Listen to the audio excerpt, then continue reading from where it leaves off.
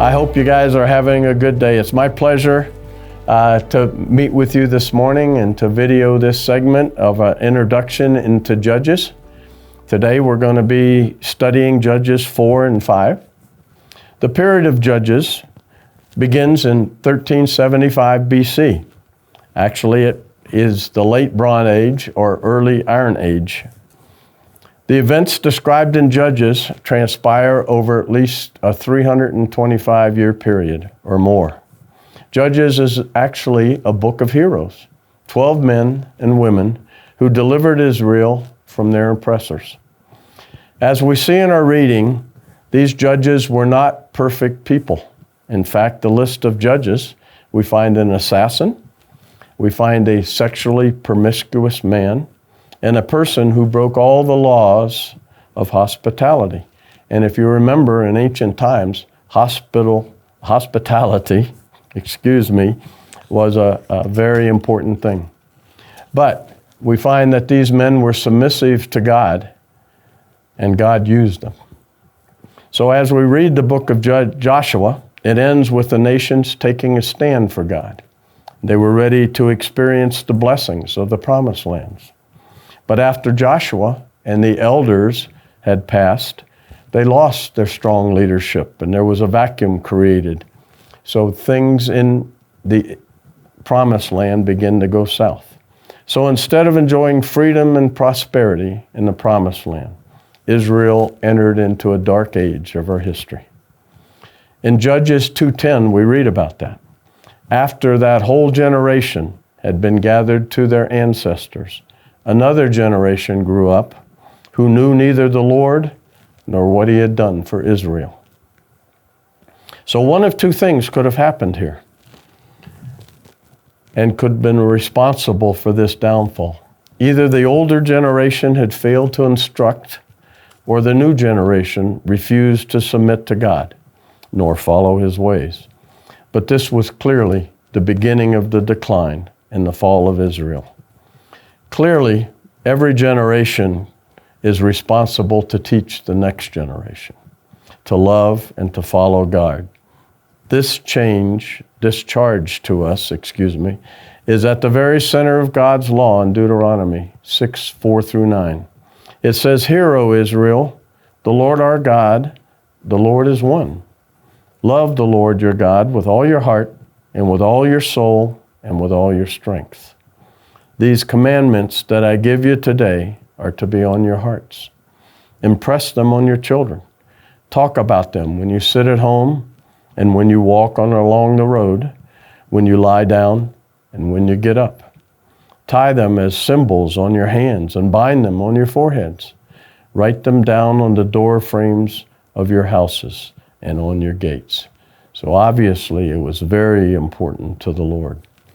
So I think this was one of the reasons for the rapid decline that simply started as sin, both individual and corporate.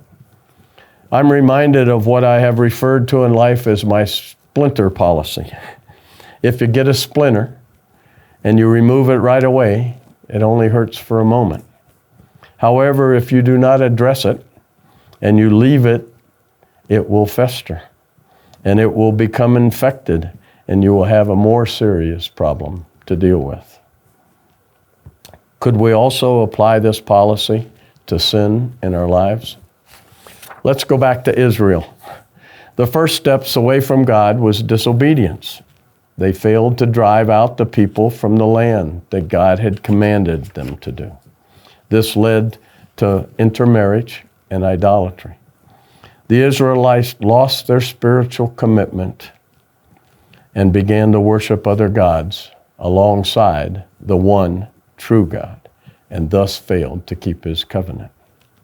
And eventually they would begin to adopt the others' customs. And again, just as God had warned them would happen, that they were to drive out all the people so that they wouldn't begin to intermix with those people. Finally, this led everyone to doing as they saw fit. Judges 21:25 reminds us, in those days, Israel had no king. Everyone did as they saw fit. To me, that sounds eerily similar to what's happening today. Before long, the Israelites fell into a cycle of sinning against God, and God allowing suffering, oppression, and captivity to come upon the land. Then Israel, out of desperation, would beg to God to rescue them. In faithfulness to his promise and out of his loving kindness, God would raise up a judge to deliver his people, and for a time there would be peace in the land. Then the complacency and the disobedience would set in again, and the cycle would start over. This brings us to our study today, Judges chapter 4 and 5. The Israelites, the Lord said in his word in 4:1 through 2, the Israelites once again did evil in the eyes of the Lord. So the Lord sold them into the hands of Jabin, a king of Canaan, who reigned in Hazor. This is also the only time during the period of Judges that the enemy came from within their own nation.